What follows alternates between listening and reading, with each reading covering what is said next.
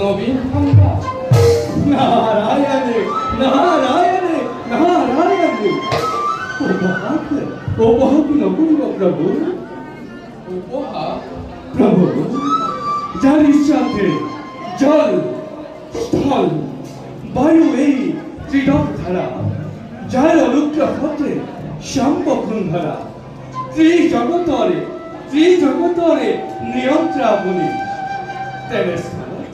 ইনি কি অপগ্রস্ত করি আপনি জানো উপহার করা নাই প্রভু দেবর্ষী